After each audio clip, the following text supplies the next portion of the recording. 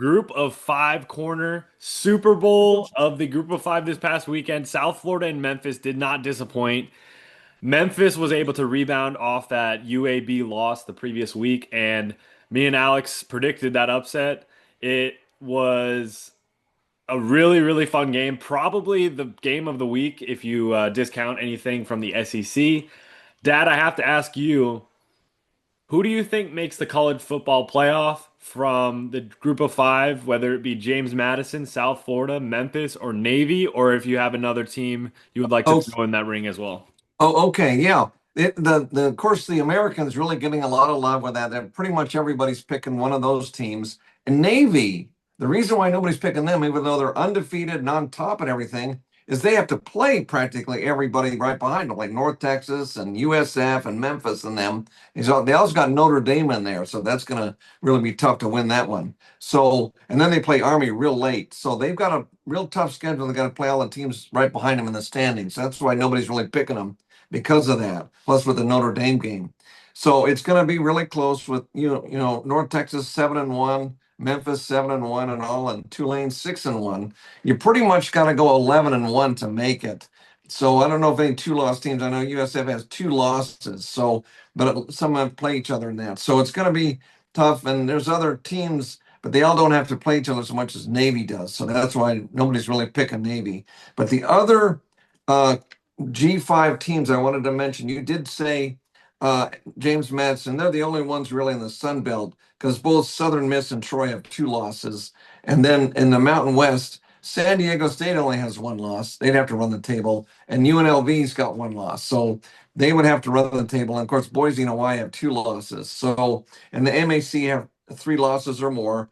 And then the only team in Conference USA that has, well, two of them really, Kennesaw State is playing UTEP right now, and then Western Kentucky has two, but all the others have three.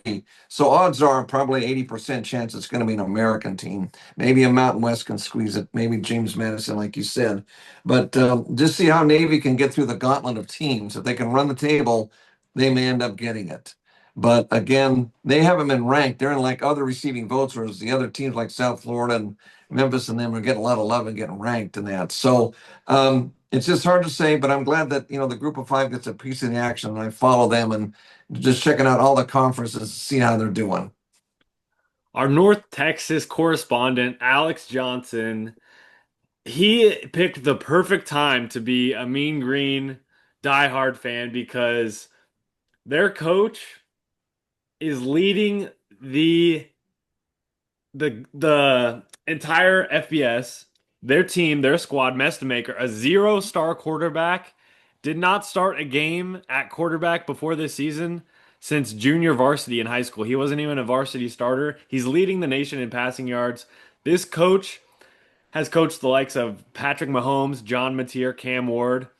I know you're a huge Mean Green guy. I mean, they're probably going crazy in Denton this season, only one loss. But if you had to bet for next season, your guy Mestamaker, what team is he going to be on? Is he going to stay at North Texas, or do you think one of these bigger programs will take him away? I've heard Indiana could be in the running. What do you think is going to happen with Mestamaker? Do you think it's kind of perfect fit for him, or do you think he's going to stay loyal to the Mean Green? I'd love to see him stay loyal to Denton. But damn, he's been balling out 608 yards in a game. That was electrifying to watch. Um, but yeah, obviously, if North Texas continues to play like this and they somehow sneak into the American Conference game and win, I don't think there's a chance in hell that Drew Mestamaker would stay. Um, Especially the season that he's having. I think there are a lot of programs out there that could be reaching out towards him his way. You know where I wouldn't mind seeing him? About a little bit north of me, Ames, Iowa. Rocco Becht is, I believe, in his senior year, if I'm not mistaken. And having him in the crimson and or sorry, red and gold would be electric. I think that would rock Ames if Drew Mestamaker came. But yeah, I mean, he's going to be hot off the press coming into next season. So I think he could. His options are wide open. And if he does leave North Texas, I don't blame him. But man, if what it would be like to be in Denton this year, oh my gosh.